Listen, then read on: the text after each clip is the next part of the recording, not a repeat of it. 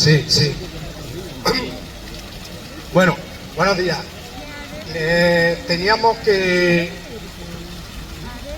repasar varias cosas porque algunas son de actualidad que pueden influir en las movilizaciones y en la lucha que tenemos, y otras son directamente de programar y ver qué línea de trabajo podemos establecer en algunas movilizaciones que sí nos competen a nosotros, que no son generales en sí, sino que sí nos pueden competir en Linares, a la plataforma y a las personas que decidimos aquí movilizarnos. En primer lugar, en el grupo de las primeras que decía, teníamos dos cosas. En primer lugar, como sabéis, el viernes se aprobó la subida del salario mínimo interprofesional. No es una cosa que deba de pasar desapercibida, por varias cuestiones. La primera porque si recordamos, venimos de un tiempo no tan lejano donde el salario mínimo profesional también estaba casi congelado o con subida insignificante. El salario mínimo profesional, que ahora en 2023 estaba en 1.080 euros, va a tener una subida del 5%, y en 2024 va a tener la cuantía de 1.134 euros mensuales. Como decía, no es una cosa que deba pasar desapercibida por varias cuestiones. Primera esa. Segundo, afecta, según los datos que dan, los estudios que dan, a más de 2 millones de personas. El salario mínimo interprofesional afecta a sus condiciones de vida, afecta a su día a día, afecta a poder llegar a algún gasto más, a poder llegar a fin de mes. No es una cosa sin importancia. Con la segunda parte, las personas que han estado cotizando tradicionalmente al salario mínimo interprofesional, cuando llegaban a jubilarse y a ser pensionistas, son personas que tenían las pensiones más bajas, y que tienen las pensiones más bajas porque tienen una trayectoria de cotización de los salarios tan bajos que había. Tienen esa trayectoria. Pues bien, desde 2018 se inició un camino, una senda de la cual tenemos que felicitarnos todos. Se inició una senda de dignificar el trabajo, dignificar la vida de esas personas que están sometidas al salario mínimo interprofesional, y subió de los 735 euros que estaba a 900. Posteriormente ha tenido varias subidas más y nos encontramos donde nos encontramos todos los años. Por eso digo, no es una cosa sin importancia. Debemos felicitarnos que desde el gobierno se entienda que esa es una cuestión importante, y también debemos de reflexionar y yo creo que casi indignarnos de las respuestas y las reacciones, por ejemplo, de la COE, la parte empresarial, que augura todos los males del mundo, todos los desempleos del mundo, todas las catástrofes del mundo, cada vez que se ha ido produciendo año tras año una subida de esa del salario mínimo interprofesional. Afortunadamente, primero, no se ha cumplido, y además tenemos ya un poco de trayectoria para poder analizar si, como cada año cuando subía iba a cerrar empresas, o iba a aumentar el desempleo, o iba a tener unos efectos desastrosos. Si como cada año auguraban esos efectos desastrosos, ya deberíamos de haber notado las consecuencias. Las consecuencias son precisamente contrarias. La consecuencia es que de 2018 hasta aquí hay más cotizantes que nunca, más cotizantes a la seguridad social que nunca, más personas de alta en seguridad social y trabajando que nunca. Deberían de reflexionar los empresarios, de cansarse ya, pero claro, parece ser que de su acumulación no se cansa. Parece que su deseo y ansia de acumulación cada vez es mayor e insaciable. Pues bien, decía, eso tiene unas repercusiones grandísimas también luego, aparte de las personales, para las personas que están en las condiciones de esos salarios mínimos interprofesionales, para el sistema de seguridad social, para el sistema público. Desde 2018 los ingresos están aumentando mucho también por esa parte, una parte de esa cuota están aumentando mucho los ingresos de la seguridad social por cotizaciones de esa cuota. Vemos que cumpliendo el principal objetivo, que es el de dignificar la vida y el trabajo de esa gente, además es que es una situación completa. Por eso he adelantado antes, yo creo que todo el mundo debe de felicitarse de eso. Y también decir que no es una situación a la que veníamos acostumbrados, por lo tanto, que siga, demandar que se siga dignificando y se siga elevando. Hay que ver, por ejemplo, el diferencial. La inflación ha acabado este año, ya lo sabéis, la inflación, no la media, que muchas veces ya se presta a confusión, porque como el índice que cogieron en la última ley, el índice que cogieron para la revalorización de las pensiones es la inflación media, y sin embargo la inflación interanual es de diciembre a diciembre y ha acabado en el 3,1%. Bueno, pues hay un decalaje ahí, una recuperación, mejora de poder adquisitivo de las personas que cobran el salario mínimo interprofesional entre el 3,1 y el 5%. Esa debe ser la tendencia, porque también lo hemos hablado muchas veces. Las personas que reciben menos ingresos, su cesta de la compra empieza a reducir cuestiones que en otros lados, si tienen en otras situaciones familiares, en otras familias, si tienen más disponibilidad, más poder adquisitivo, pues hay algunos gastos que los pueden acometer. Las personas que tienen estos ingresos menores reducen todo ese tipo de gastos y su cesta de la compra pues se limita a energía, alimentación, mantenimiento del hogar, bien si están en alquiler, bien si es mantener su vivienda en propiedad con todos los servicios que hay que tener en la vivienda, de energía, calefacción, agua, luz. Entonces, la cesta de la compra, lo hemos dicho muchas veces, la cesta de la compra, fundamentalmente alimentos y energía, no baja y no está en ese 3,1%, ha bajado. Los datos que hemos visto últimamente, resulta que alimentos y energía estaban en el 9% y a final de año ha bajado hasta el 7,3%.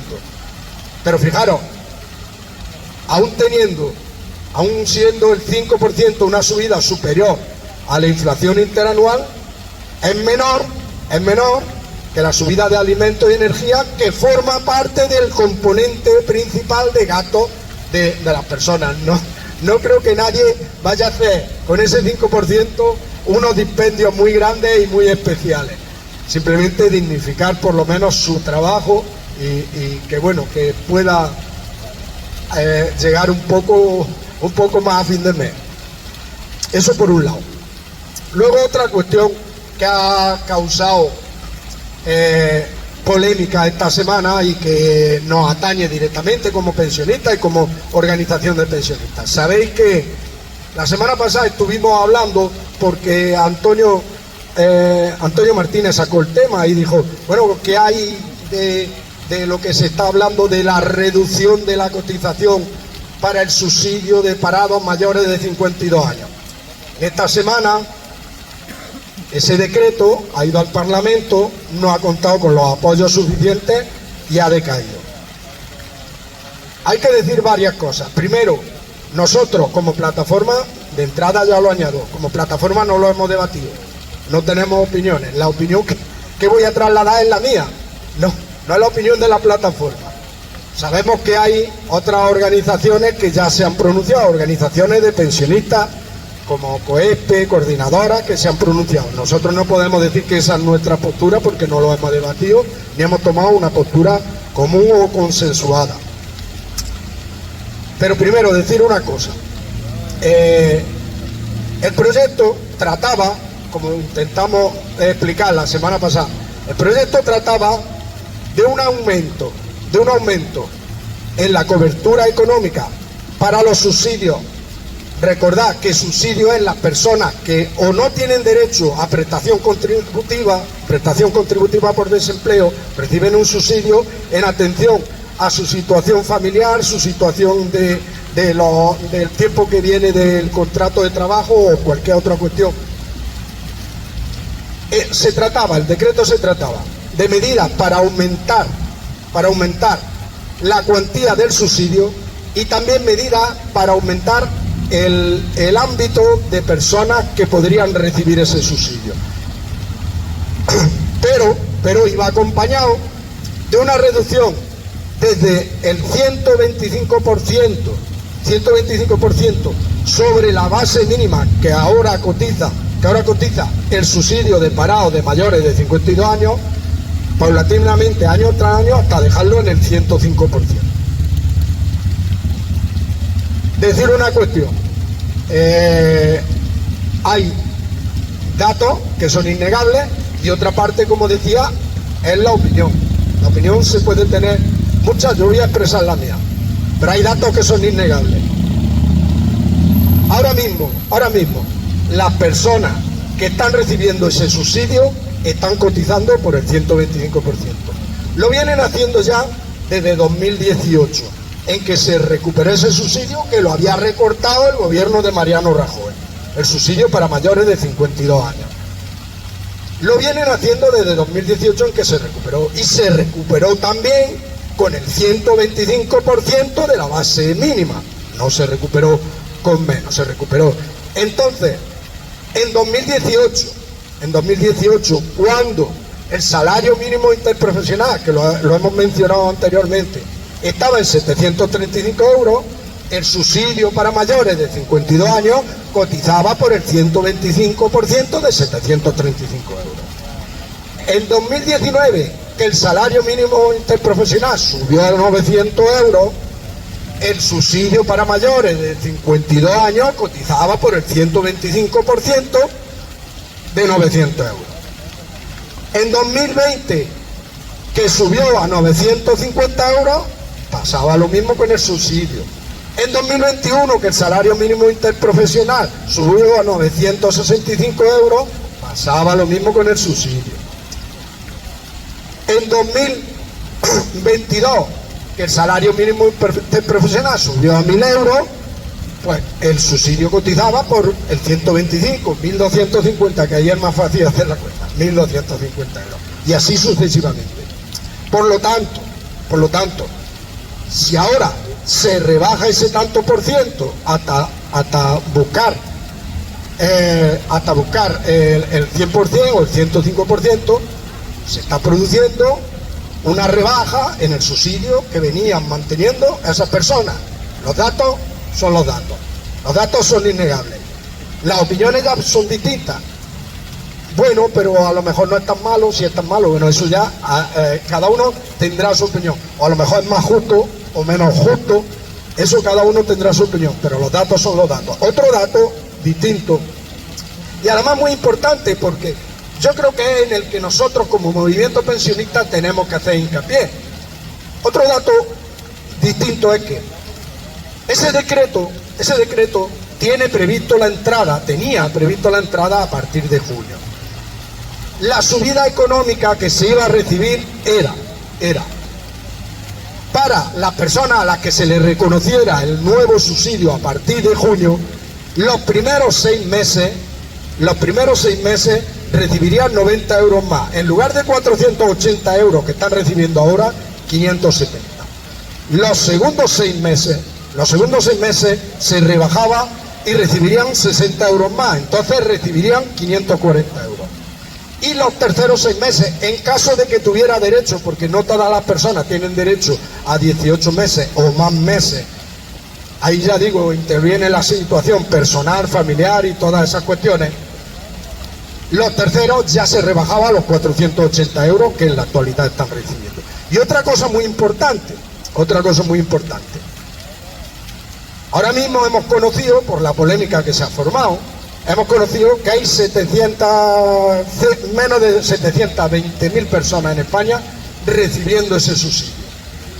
Pues bien, de esas 720.000 personas, el 60% corresponde a parados de larga duración mayores de 52 años.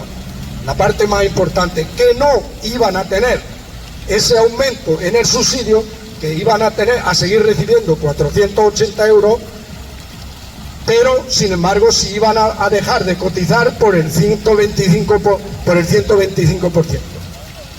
Por tanto, aquí viene la parte que decía, importante para nosotros como movimiento pensionista, y luego la parte de opinión. La parte importante, no hay ningún inconveniente, puesto que hasta junio no iba a afectar a nadie, no hay ningún inconveniente en que se reforme el subsidio.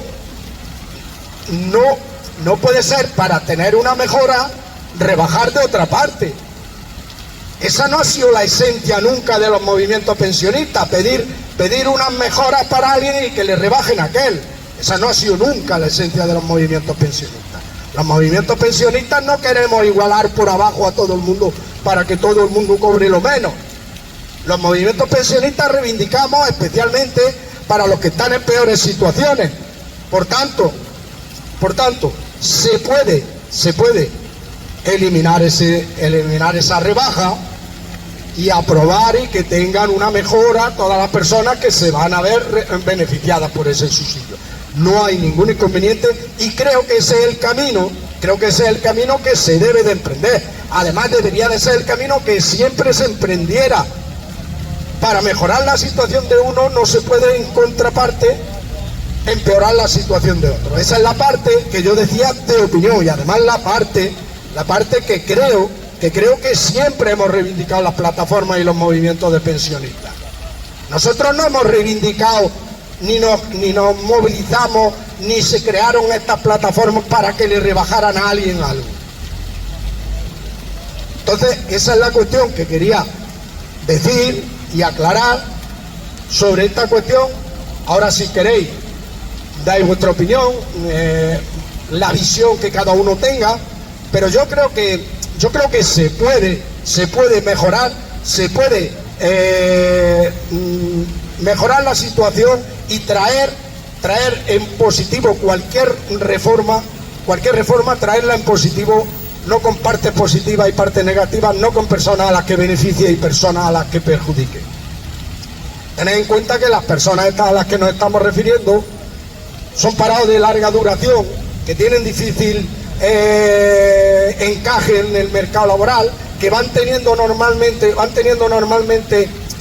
contratos poco estables y vuelven a entrar en el subsidio, y se puede buscar soluciones que no sea recortar su cotización, que con esa cotización, ojo, hay una parte matemática de números.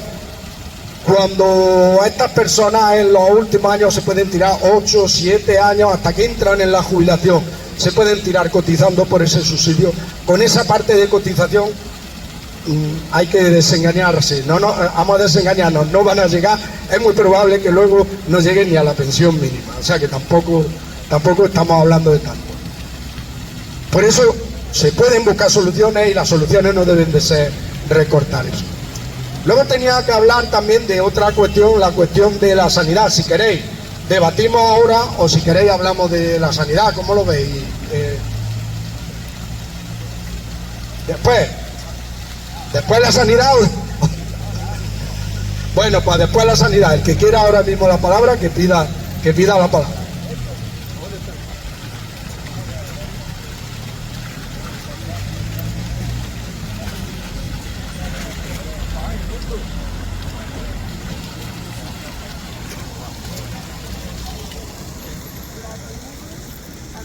Buenos días. Cuando se ha hablado de la subida, yo me he acordado de nuestro amigo Juanma, que se ha subido más del 10%. Entonces, cuando se ha subido el salario mínimo interprofesional el 5%, me acuerdo ya de la cesta de la compra. Yo he ido hace muy pocos días a una frutería y he visto allí que ya no hay ni un solo artículo que cueste 1 euro. Están alrededor 1,20, 1,30 y sí que lo hay otros dentro de la frutería, pues también hay escalas, hay algunos 5 o 6 euros el kilo. Eso sí le estamos dando de lado porque es un exceso, pero nos damos cuenta de que cuando se hable del 5%, el IPC va mucho más arriba, y va mucho más arriba sobre todo para quienes los máximos consumos es la cesta de la compra, los alimentos, que es lo que sube a las clases populares.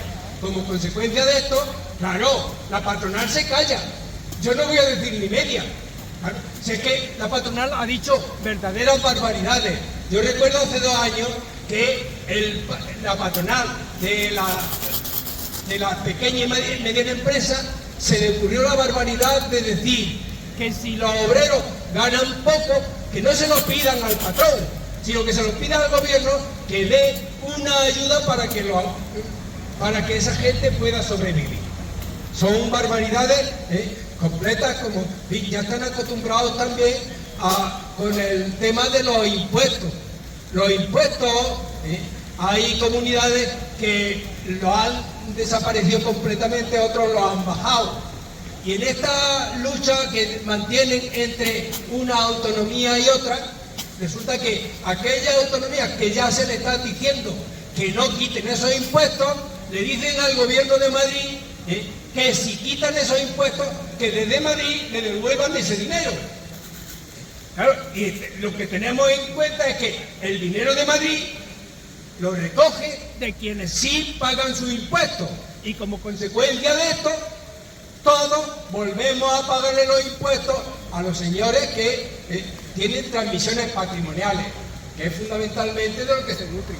Y entonces son una serie de cuestiones que verdad no acabamos de comprender, pero que sí están permanentemente haciéndonos trampas. Siempre hacen trampas, y todo lo fundamental es que no hay médicos, pero no quieren pagar impuestos. No hay escuela, pero tampoco quieren pagar impuestos. Este es siempre. Y recordemos siempre que una cosa que decía Julianita, que cada persona que va a trabajar va por un salario económico y por un salario social. Quiere decir que cuando vaya al hospital se encuentren los médicos suficientes, cuando sus niños vayan a la escuela, que no le falte de nada. Y eso es el problema que está en cada uno de los palillos que tocamos en este momento.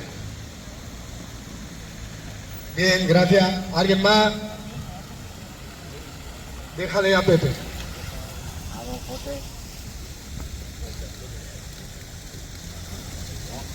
Buenos días a todos.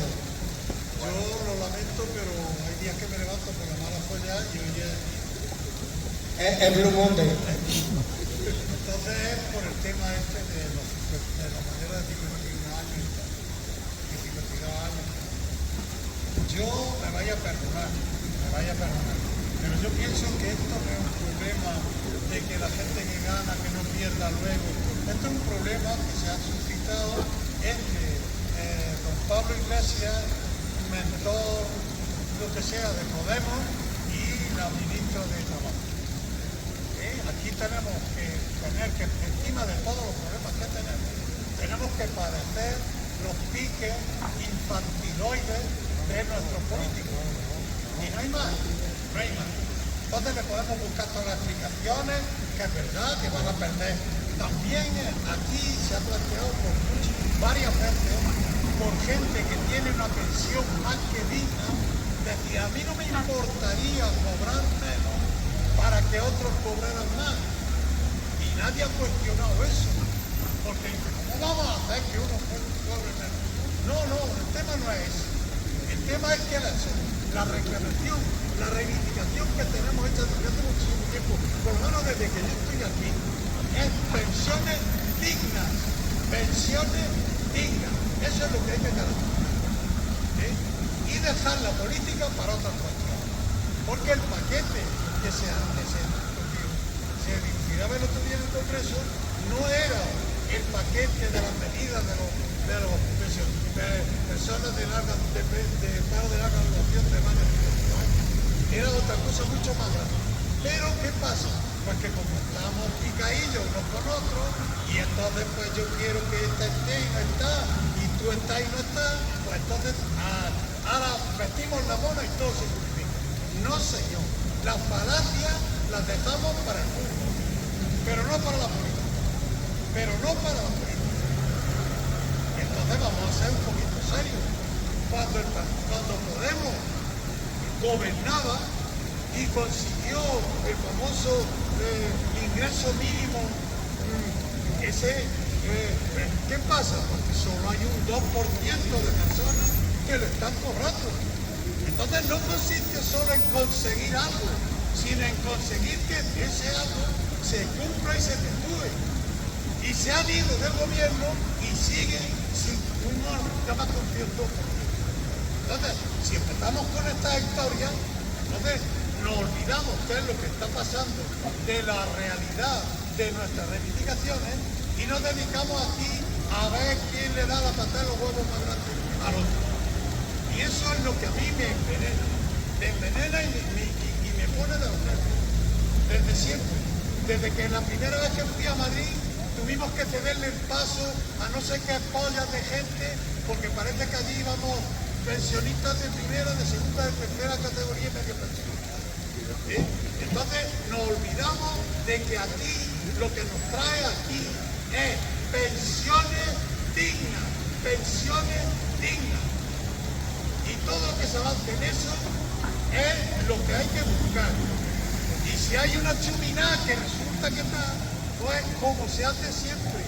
Luego voy y te digo, esto lo vamos a negociar, esto lo vamos a ver.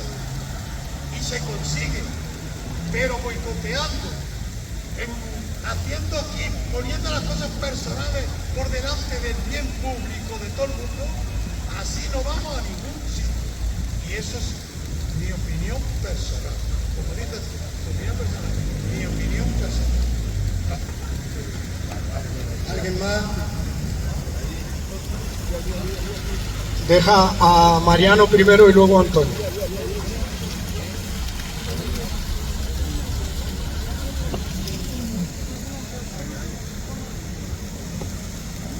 Bueno, Pepe, desgraciadamente siempre divergemos, pero vamos a ver, en primer lugar, el ingreso mínimo vital no es una chominada, es una de las cuestiones que se tiene en la mayoría de los países europeos y se tiene establecido y se logró por el gobierno de coalición en el que estábamos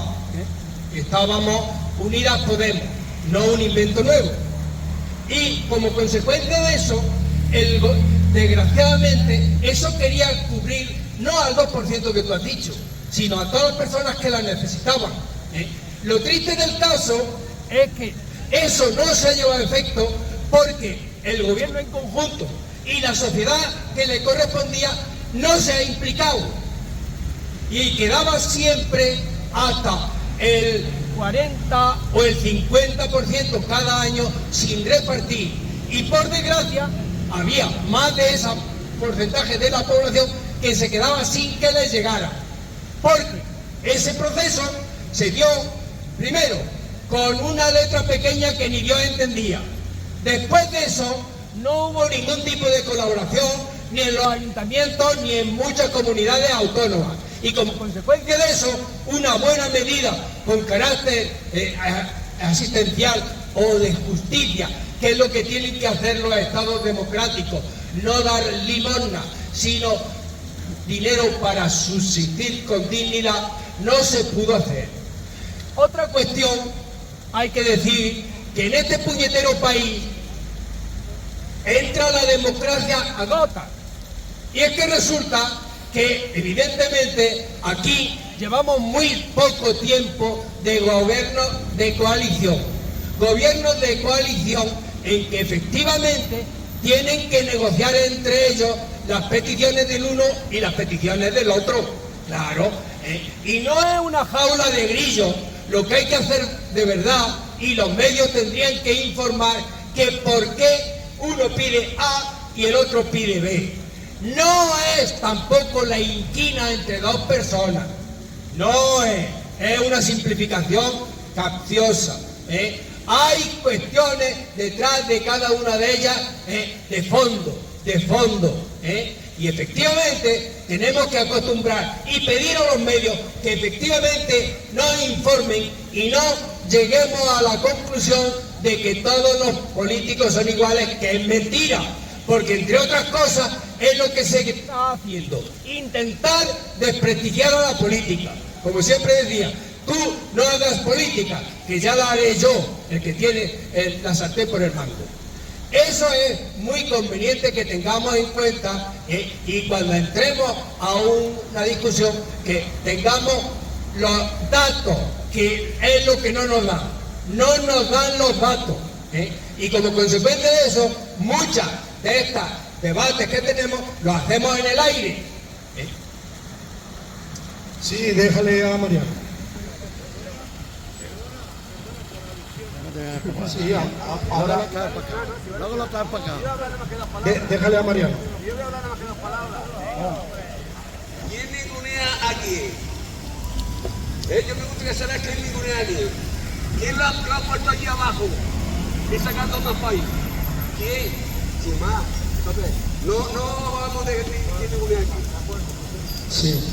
Pepe. En ningún momento, y estamos aquí muchos, he dicho yo que sea una chuminada del ingreso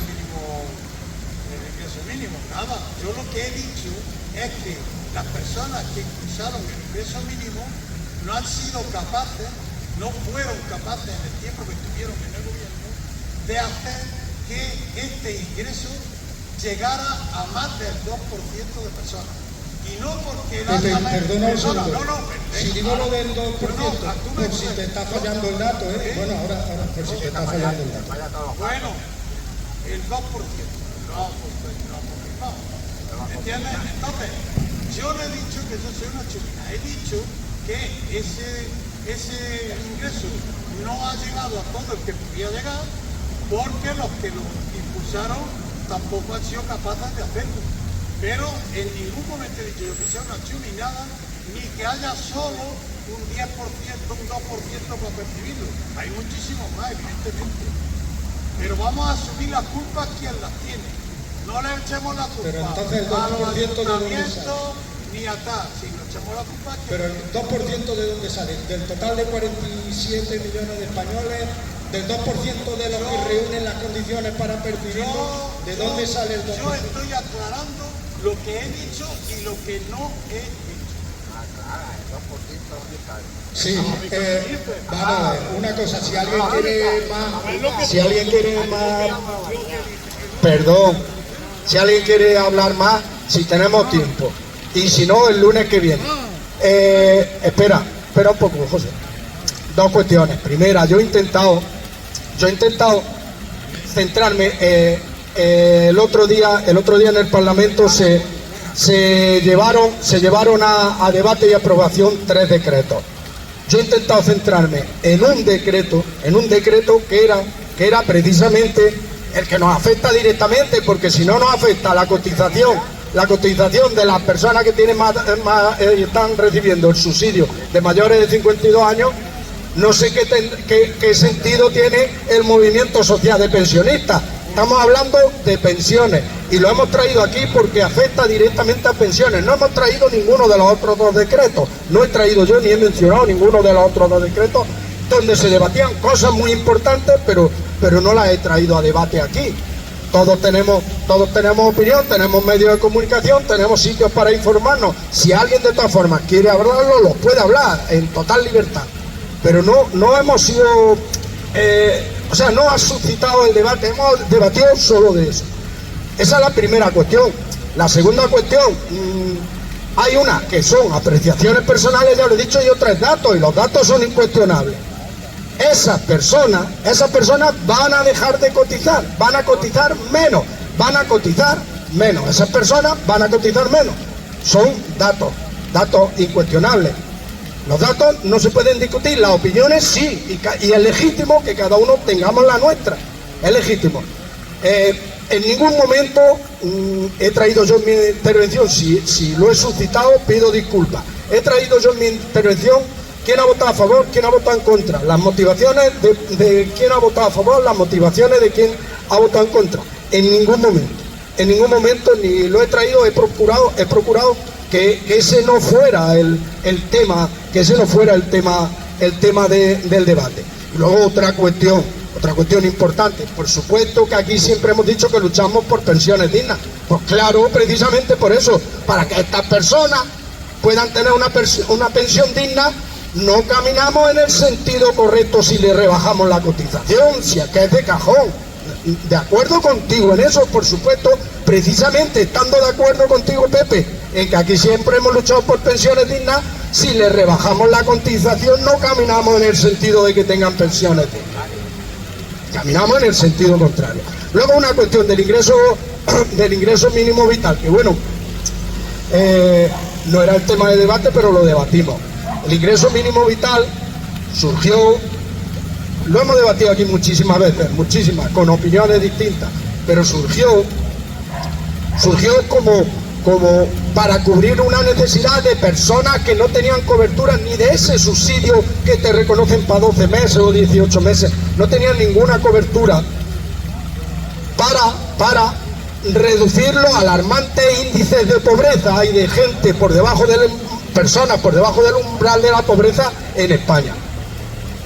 Como garantía de un mínimo, lo dice, de un mínimo de eso. Hemos criticado muchísimas veces, y lo seguiremos criticando porque todavía tiene deficiencia en el funcionamiento en cuanto a la tramitación. Hemos criticado muchas veces cómo surgió, que ya ha mencionado Antonio algunas de las cuestiones. Primero, surgió con multitud de datos que pedía de forma farragosa la barrera digital, porque solo se podía solicitar telemáticamente, siendo así que al principio de ponerse en marcha,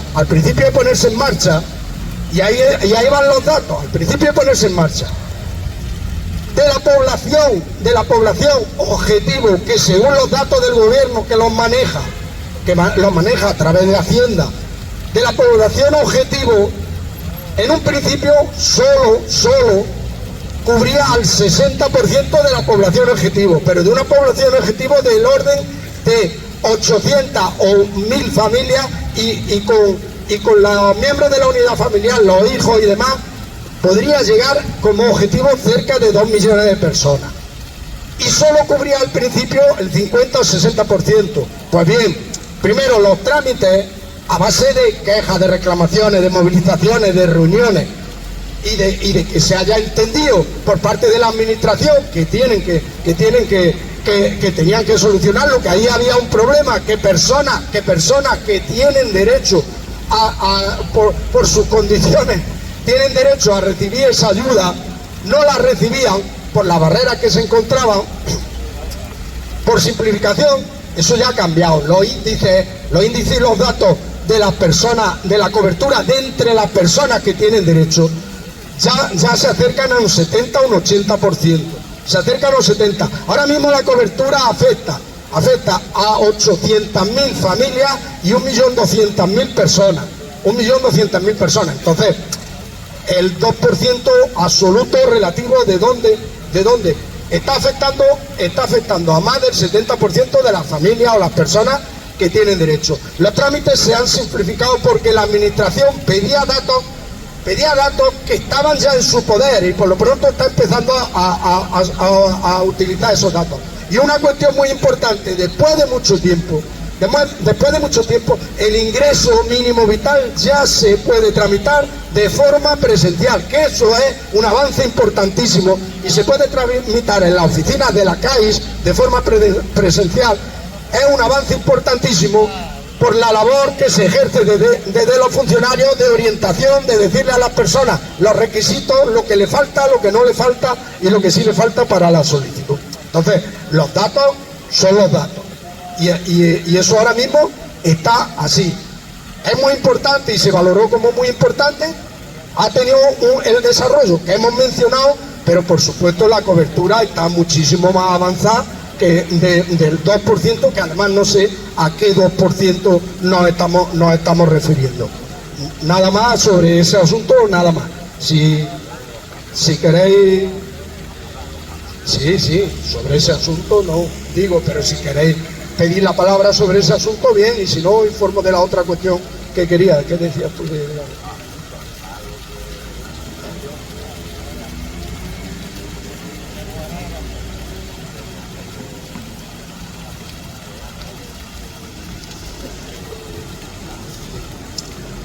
Bueno, lo que teníamos pendiente o previsto de hablar de sanidad es una cuestión.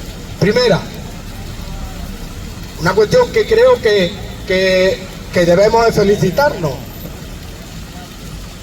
¿Os acordáis que cuando salió el decreto de la Junta de Andalucía para poner precios y la posibilidad de que se preste la consulta de atención primaria por la medicina privada, y le puso precios, además unos precios bastante suculentos, le puso los precios, salió en el decreto, y también incluso habría la posibilidad a la utilización de los medios y los recursos materiales de la sanidad pública por parte de la sanidad privada para prestar esa consulta, tuvo rechazo, hubo movilización, nosotros entre otros, mucha gente, hubo movilizaciones. La Junta de Andalucía y la consejera dijeron, bueno, si eso el precio está ahí porque hay que sacar el decreto, pero eso no se va a usar, pero no se retiraba. Pues bien, ahora ya el decreto se va a modificar y se va a retirar esa posibilidad. Por eso decía que en gran parte por la movilización, por las quejas de la ciudadanía, no han tenido más remedio que irlo retirando. Luego, hablar de la situación en la que sigue, que ya parece redundante, todas las veces que queramos podemos hablar de eso. El otro día hubo también una dimisión del adjunto al gerente del Servicio Andaluz de Salud. En la Consejería de Salud ha habido ya más de 8 o 9 dimisiones. Hay un lío que todos lo estamos padeciendo en la sanidad y en nuestra carne cuando se trata de recibir atención sanitaria. Hay un lío que no sabemos cómo lo van a resolver, pero que lo tienen que resolver ya, porque la situación va empeorando en lugar de mejorando. También otra noticia, se han hecho ya estudios de los últimos 5 años del gasto farmacéutico, y el gasto farmacéutico en la sanidad andaluza se ha disparado en 600 millones de euros, de 1.900 cerca de 2.000 millones en esos 5 años a 2.600 millones en 5 años. No será por falta de recursos, no se puede poner la excusa de que la atención sanitaria es mala, pero es porque no tenemos dinero. Dinero hay. Se anuncia a bombo y platillo por Juan Manuel Moreno que los presupuestos de la Junta de Andalucía de este año van a destinar más dinero que nunca a la sanidad andaluza. No sabemos en qué se ve, no sabemos en la calidad de asistencia a los usuarios, en la calidad de asistencia a los pacientes, en qué se nota, en qué se ve, dónde está el dinero. De ese dinero en gasto farmacéutico, una gran culpa tiene que en Andalucía antes había una cuestión que se llamaba subasta de alimentos, a la que acudían las industrias farmacéuticas, tenían que pujar por un paquete con precios, y cuando llegó Juan Manuel Moreno al gobierno eliminó la subasta de medicamentos. Desde entonces ya no hay que acudir a la puja y los precios han ido subiendo a los medicamentos. Una gran parte de ese gasto farmacéutico lo tiene. Alguien puede decir también en esa cuestión que también ha subido el gasto farmacéutico en otras comunidades autónomas, pero hay datos de esas comunidades autónomas y no ha subido en el mismo porcentaje, ha subido bastante menos, casi la mitad. Con el paso del tiempo, con la pandemia, los gastos farmacéuticos han subido en todas las comunidades autónomas, pero en Andalucía el doble.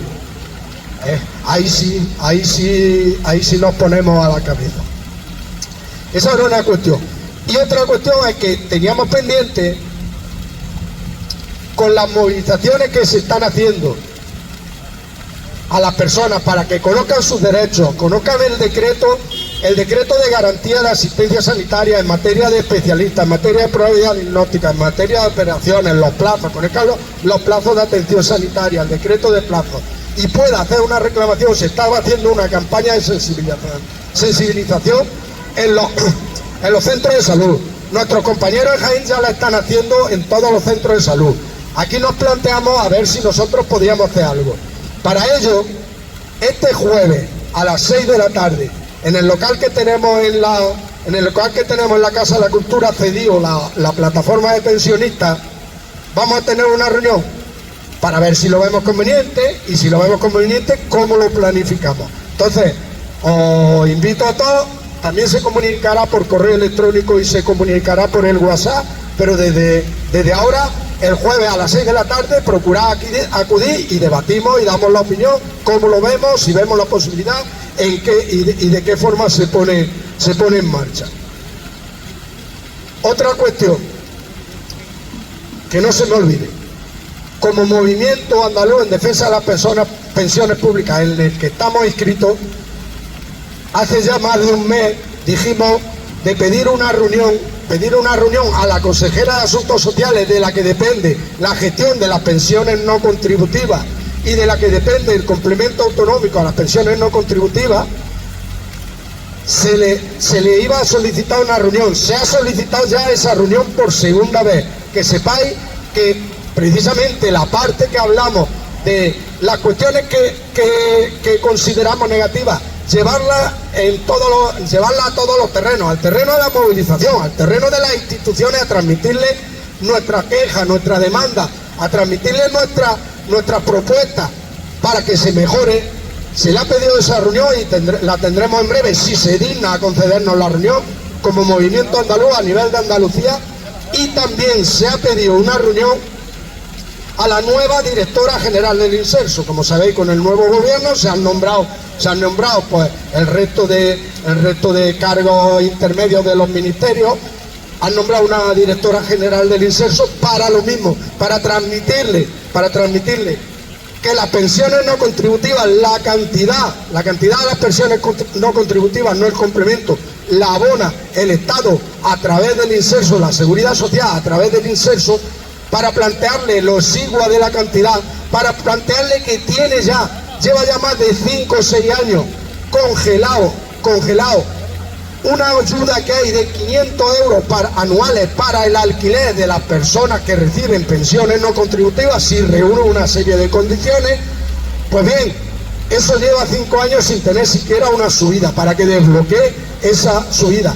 Y también porque surgió, con motivo de la apertura de los viajes que sabéis que hace el Inserso, las quejas de muchos pensionistas por la falta de plaza, de modo que se quedan sin tener opción sin tener opción a esas plazas. Y también queja en cuanto a la forma de gestionarlo, porque en cuanto se abre el plazo, incluso a primera hora, si solicitas, ya te queda en reserva, ya está concedida. Entonces, saber el motivo y la forma de gestionar esa plaza. Pues bien, para esas cuestiones también se tiene pedida, como movimiento andaluz en defensa de las pensiones públicas, una reunión con la directora general del Inserso. Iremos dando información de las reuniones, de lo que dicen, de lo que le planteamos y de si van a acometer alguna medida que pueda solucionar eso. Y otra cuestión más. Este sábado, día 20, esta sí que es una cuestión que no importa, que no tiene que ver con pensiones, pero que sí nos afecta como ciudadanos.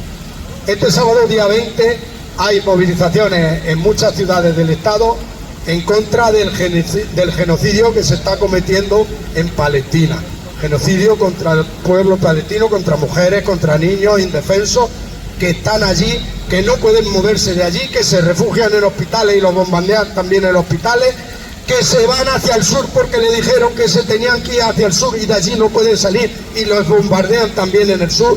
En fin, todos conocéis la situación angustiosa, que es así, que es verdad angustiosa, porque le está quitando la vida, le está creando unas condiciones de hambruna, le está creando unas condiciones de amputaciones, enfermedades. Pues bien, hay convocado por una coordinadora en apoyo al pueblo palestino, hay convocado este sábado día 20 movilizaciones en muchas ciudades. Pues bien, también en Linares hay convocado una movilización y desde aquí simplemente ponerlo en conocimiento de la gente, hacer un llamamiento a que quien quiera acuda, porque es importante que se vaya manifestando el rechazo, que pueda sensibilizar a las personas que pueden hacer para que se declare un alto el fuego y no se siga con el asesinato y con los crímenes que se están cometiendo en Gaza.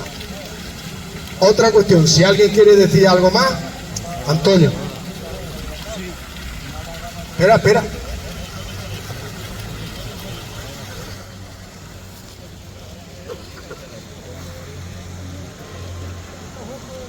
Sí, yo es que el jueves no puedo estar.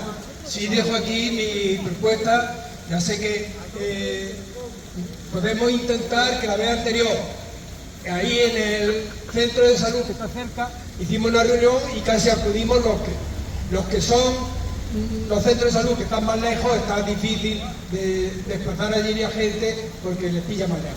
Pero ahí sí que podíamos.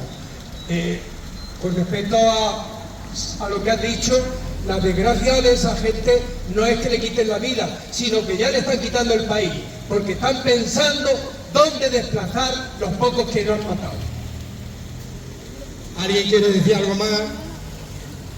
Bueno, pues primero, el jueves nos vemos todos los que podáis a las 6 de la tarde en la tercera planta, en el local que tenemos, la plataforma, cedió la plataforma de pensionistas para reunirnos. Ya repasaremos otros temas, pero fundamentalmente para esta cuestión de las movilizaciones en defensa de la sanidad y para la información sobre el decreto de garantía, los derechos y la forma de reclamación.